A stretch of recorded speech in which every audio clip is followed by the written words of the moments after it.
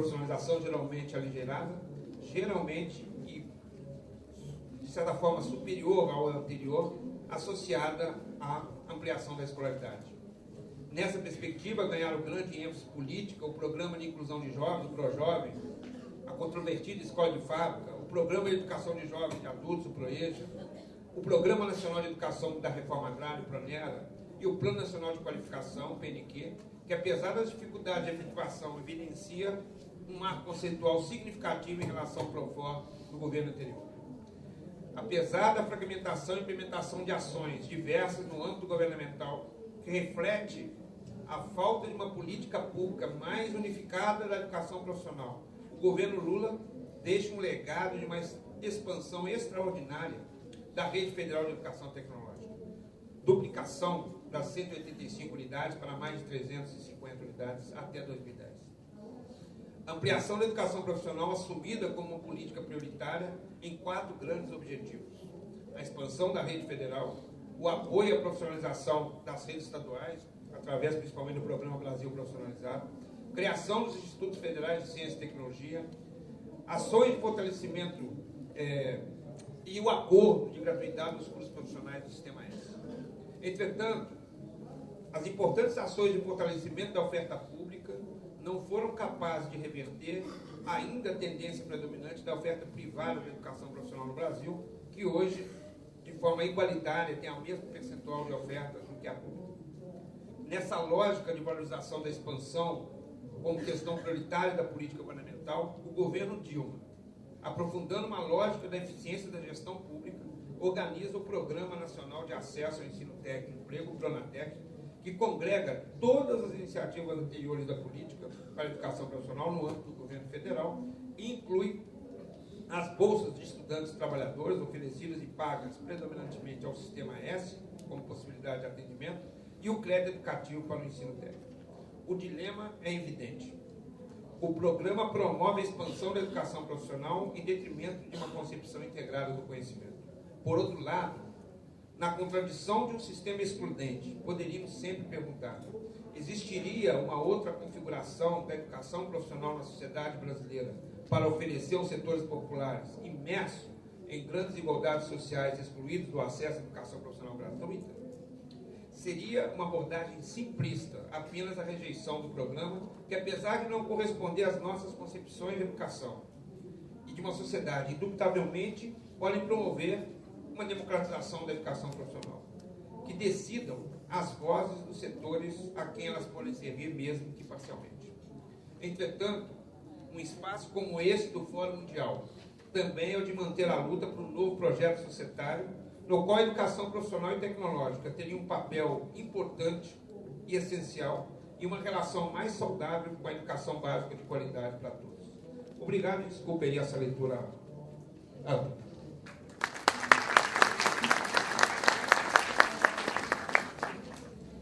Obrigado, Carlos.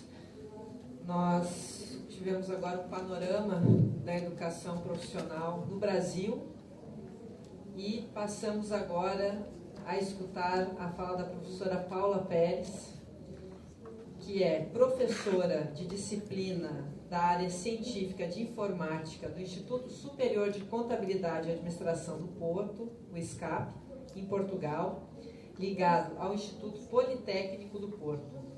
Desempenha no ISCAP direção do curso de pós-graduação em Tecnologias para Comunicação e Inovação Empresarial e a coordenação do Centro de Educação Corporativa.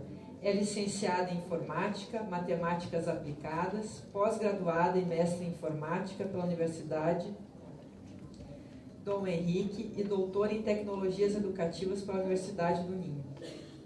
Então, com vocês, a doutora Paula Pérez.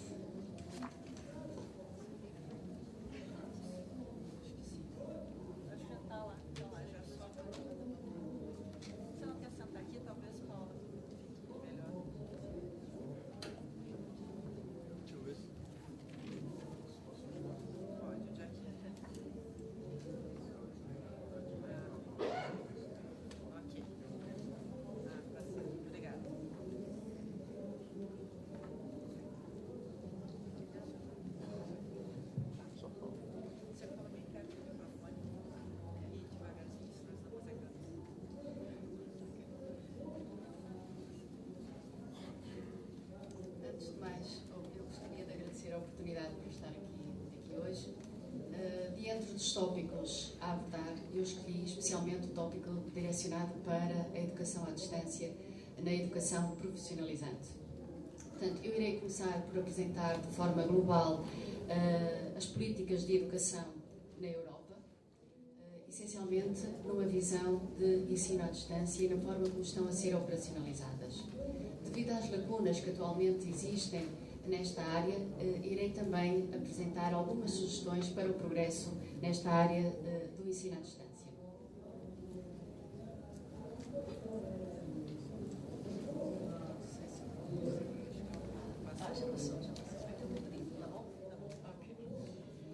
Numa reflexão sobre a educação, não é difícil nós encontrarmos diversas instituições preocupadas com a educação, que defendem uma educação para todos.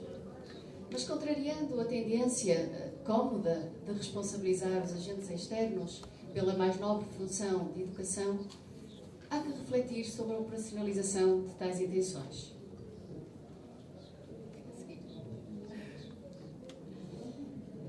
Na verdade, na Europa, existem imensas instituições financiadas que pretendem implementar ações e políticas de educação e que assinam memorandos de vontades, acordos e entendimentos no sentido de promover uma educação acessível a todos, sem fronteiras e numa mobilidade. Mas numa inquietação, muitas vezes sentida pela realidade que nós vivemos e em contacto com outros países, no meu próprio país, na minha cidade, na minha escola, eu reparo que muitas vezes este ideal de uma aprendizagem para todos, ao longo da vida e sem fronteiras, não reflete a realidade que nós vivenciamos. Então é necessário nós procurarmos saber que operacionalizações é que estão a ser feitas, o que é que está a ser feito.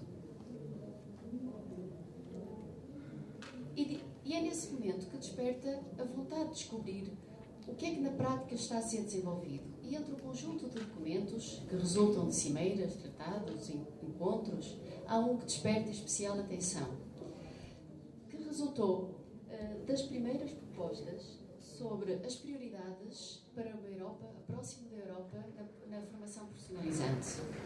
O que é que se espera como prioridade para uma Europa no futuro próximo de 2020 para a educação profissional?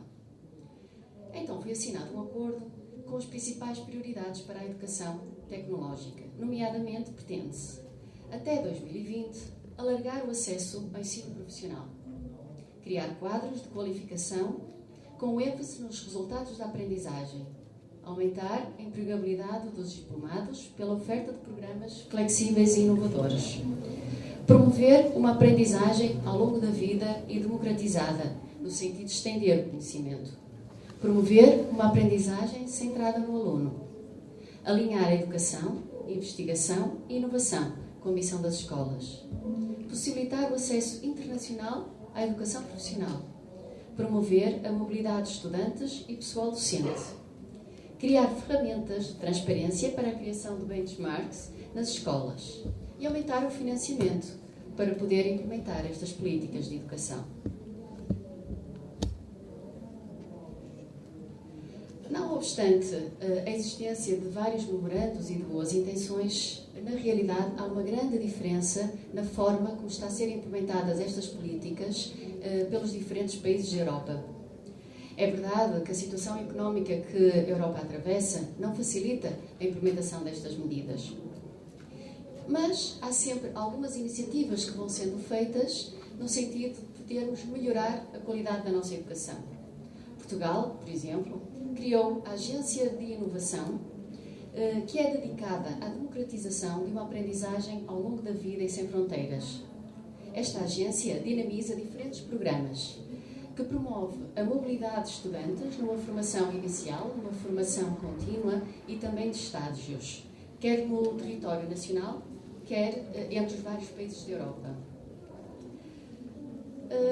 Esta agência também promove o desenvolvimento de investigações aplicadas entre instituições de ensino, entre empresas e entre organismos, que procura impulsionar uma investigação, uma pesquisa contínua e ao longo da vida. O Governo também procurou criar acordos com os bancos, no sentido de oferecer umas taxas reduzidas para os alunos poderem frequentar estes programas, porque em Portugal, mesmo no ensino público, os estudantes têm de pagar uma taxa reduzida, uma propina, que fica a cargo dos nossos estudantes.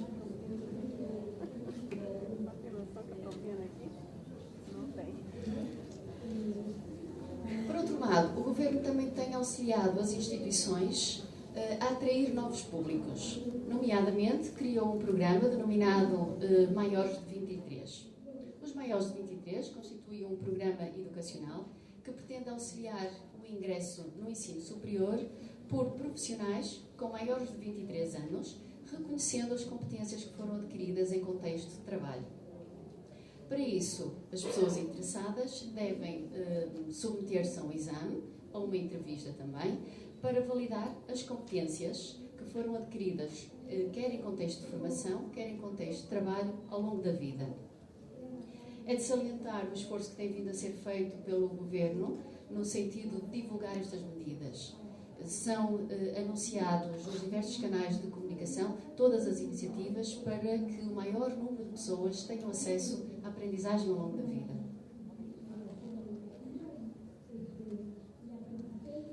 O Governo português criou também um programa Novas Oportunidades, no qual pretende aumentar a qualificação da população portuguesa.